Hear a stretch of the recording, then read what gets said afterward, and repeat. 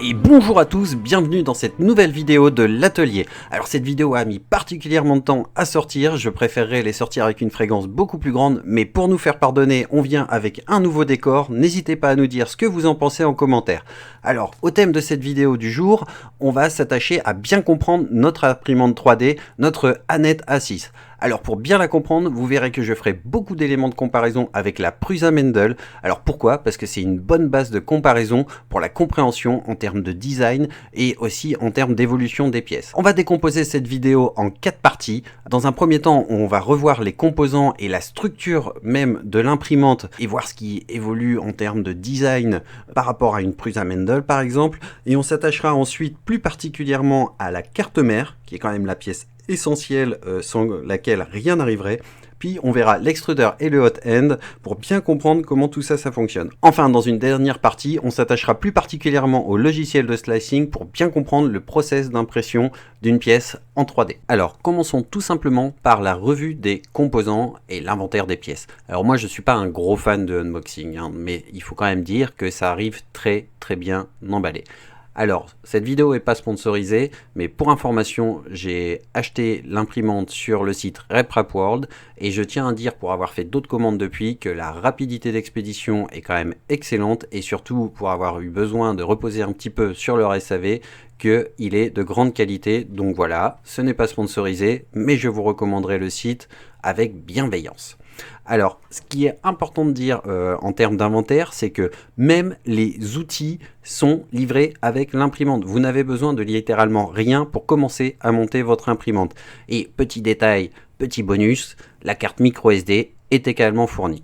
Alors en termes de matériaux, ce qu'il faut bien voir, c'est que c'est de l'acrylique et ça c'est plutôt robuste et plutôt solide, et qu'en termes de conception, c'est vraiment bien conçu, c'est beaucoup plus stable qu'une Prusa Mendel. Alors ce qu'il faut savoir que sur une Prusa Mendel, c'est que l'axe Z avec les moteurs qui sont positionnés au-dessus, il génère beaucoup de tension sur la structure, ce qui fait que l'imprimante, elle a quand même une très forte tendance à bouger durant l'impression. Et alors du coup, pour compenser ça, il fallait en gros mettre un petit tuyau flexible entre les deux moteurs de l'axe Z et les tiges filetées qui entraînent verticalement, donc sur l'axe Z, tout le mécanisme d'extrudeur et de hot end. Alors au niveau de la conception de la Anet A6, il y a aussi quelque chose qu'il faut bien voir, c'est que les structures en acrylique sont conçues pour s'encastrer ensemble et elles sont solidarisées par des vis. Et alors ça rend vraiment l'imprimante extrêmement stable, et donc en termes de qualité d'impression 3D, forcément il va y avoir un ressenti. Comme je vous disais, sur la Prusa Mendel, il y a ce petit problème de structure qui bouge. Alors c'est à la fois à cause du stress que porte l'axe Z lorsque les Z moteurs font tourner la tige filetée, mais c'est aussi de base dans la conception, comme on peut voir, il n'y a rien de réellement solide et encastré ensemble, et en plus comme tout reposait sur des pièces plastiques, le PLA c'est solide, mais ça résiste pas 100% bien au stress. Dernier petit détail, c'est une question de goût et aussi une petite question de gain de temps. Personnellement, j'ai préféré conserver les adhésifs de protection.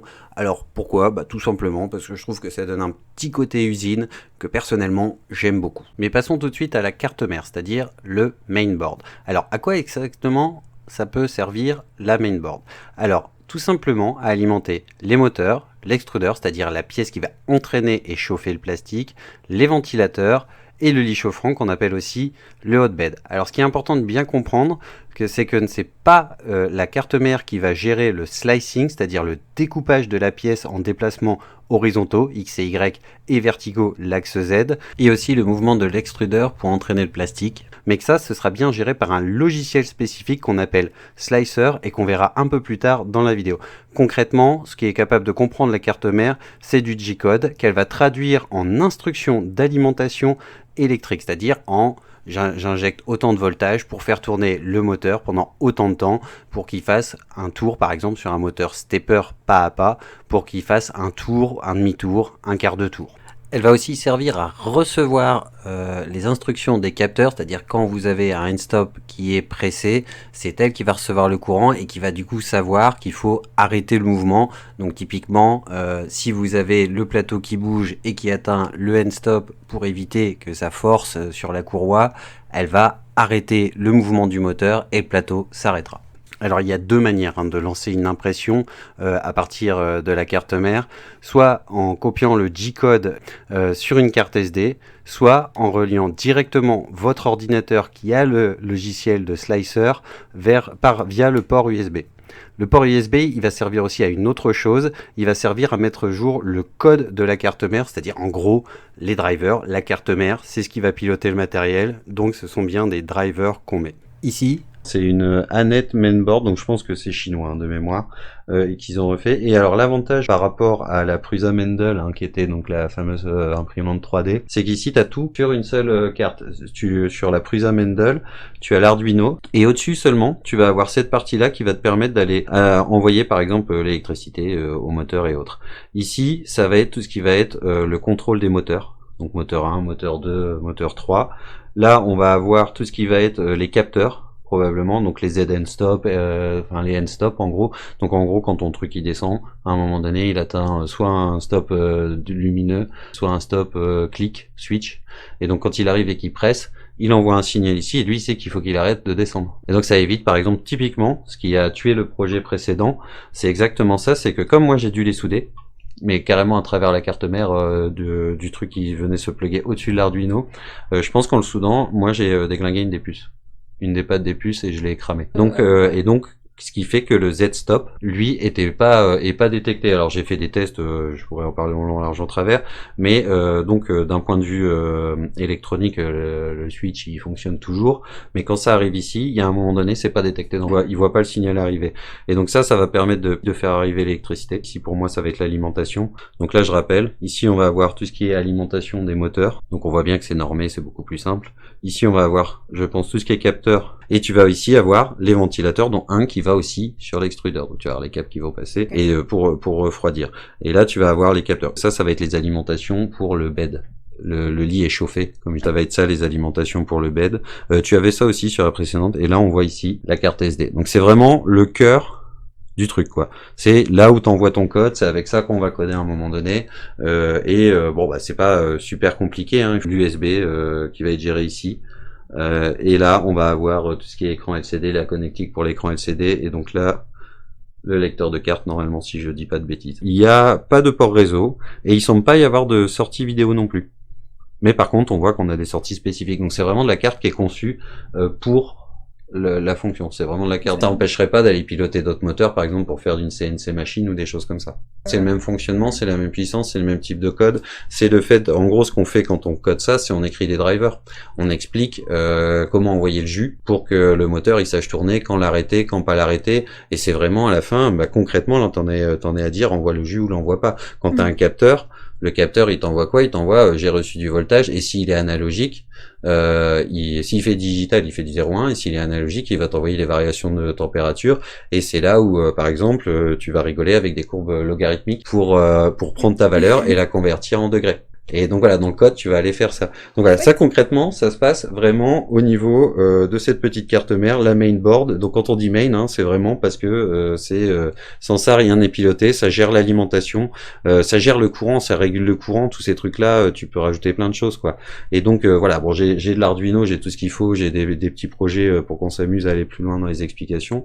Mais ça, c'est la base. Alors, avec un Arduino, on va pouvoir concrètement faire la même chose que fait cette carte, c'est ce que je voulais dire. Celle-là, elle est spécialisée, mais ce sont les mêmes composants, donc ça va être la même manière de programmer, et donc on pourra faire la même chose. On pourrait aller complètement remplacer cette carte à un moment avec un Arduino et une carte au-dessus, comme j'ai sur l'autre imprimante. Mais bon, il y a quand même un désavantage à avoir tous les composants sur la même carte mère, c'est que l'alimentation des moteurs, plus la résistance de l'extrudeur, donc le hot end, plus le lit chauffant, tout ça, ça fait que la carte, elle va quand même pas mal chauffer. Et donc, pour le moment, moi, je ne le fais que avec du plastique de type PLA. Alors, pourquoi je le fais qu'avec du plastique de type PLA? C'est que concrètement, ça demande un lit chauffant avec une température moins élevée. Et pareil pour la température de l'extrudeur. Typiquement, un plastique de type ABS, lui, va demander beaucoup plus de température. Et donc, le risque qu'il y a derrière, c'est qu'en fait, il pourrait y avoir un risque d'incendie dans l'absolu. Alors, il y a une amélioration que je compte apporter à l'imprimante, c'est le bypass de la carte mère pour alimenter justement le hotbed, c'est-à-dire que l'électricité ne passerait plus par la carte mère pour pouvoir alimenter ces deux composants, mais elle passerait directement par un petit composant complémentaire à rajouter et qui permettrait de faire en toute sécurité d'autres types de plastique. On reviendra sur les différents types de plastique probablement dans une prochaine vidéo, mais typiquement on commence par le PLA qui demande des températures moindres et on passe généralement à du plastique de type ABS pour différentes caractéristiques, notamment sa résistance à des chaleurs, des températures plus élevées. L'ABS c'est un dérivé de pétrole, hein, donc c'est pas génial non plus d'un point de vue écologie, donc c'est pas forcément non plus mon but d'imprimer en ABS. On va maintenant passer à la revue de l'extrudeur. Alors l'extrudeur concrètement c'est deux parties principales. Il va y avoir toute la partie moteur pour entraîner le filament et surtout la partie hot end qui est une partie métallique dont le but est de conduire la chaleur et qui est constituée donc d'une partie métallique qui va chauffer avec une résistance et qui va aussi se composer d'une sonde de température qu'on va appeler thermistor et dont le but justement est d'envoyer à la carte mère les valeurs de température pour qu'elle puisse alimenter ou pas la résistance en électricité et faire chauffer la pièce métallique. Et donc comment va-t-on faire pour entraîner le filament? Eh bien c'est pas compliqué. En gros tu prends simplement une petite barre de métal, tu la coupes et il faut la strier. Et après tu la poses sur le petit roulement à billes qu'on voit là. Donc lui, il va emmener le câble solide. Et ce que fait en fait le moteur ici, c'est simplement faire tourner cet axe. Le ressort ici va s'assurer que le câble ne puisse pas s'échapper parce qu'il va faire en sorte que le roulement à billes fasse presser le câble contre justement cette petite roue crantée. Et du coup, le câble arrive là, il passe le long du roulement à billes, il arrive ensuite pressé contre le roulement à billes et justement, il arrive là sur la petite roue crantée. Il descend dans la buse, ici. Là, on a la petite résistance qui chauffe. Donc ça passe vraiment là, hein. Ça passe vraiment là, c'est chauffé ici, et ça coule par là, tout simplement. Et ça pose en layer, axe X, Y, Z, d'où le fait d'avoir les fameux bearings linéaires, donc les roulements à billes linéaires. On va maintenant s'arrêter ici pour la présentation des pièces de l'imprimante. On vient de revoir les deux pièces principales, la carte mère et l'extrudeur avec le hot end, les autres pièces étant essentiellement pour la structure. Donc on va maintenant se pencher sur le process de création d'une pièce, pas en détail puisque je ferai une vidéo dédiée à ce sujet où on ira créer une pièce de A à Z depuis la conception jusqu'à l'impression, mais on va revoir le logiciel de slicing entre autres. Alors, ce qu'il faut bien comprendre, c'est que le logiciel de slicing, ce qu'il va prendre en entrée, c'est un fichier au format STL. Donc STL, c'est l'abréviation de stéréolithographie, qui est un format qui date, hein. Je vous montre à l'écran le Wikipédia, hein, tout simplement, de ce format de fichier. Donc il peut être soit en ASCII, soit en binaire. Bon, ça, c'est pas très intéressant pour nous aujourd'hui. Le but, c'est pas réellement d'aller les écrire nous-mêmes, mais donc ce fichier va venir d'un autre logiciel de conception assistée, par exemple FreeCAD, que vous pouvez voir à l'écran ici. Donc vous allez prendre votre pièce dans FreeCAD, vous allez la designer, vous allez exporter au format STL, et là vous allez l'importer dans le logiciel de slicing, qui lui va se charger de la découper en forme 3D et en couches, donc en tranches, hein, comme un puzzle 3D pour faire simple. Et en plus, ce logiciel, il connaît les caractéristiques de votre imprimante. Par exemple, il va savoir si elle a un hotbed ou pas. Vous allez pouvoir lui indiquer s'il faut chauffer le hotbed ou pas.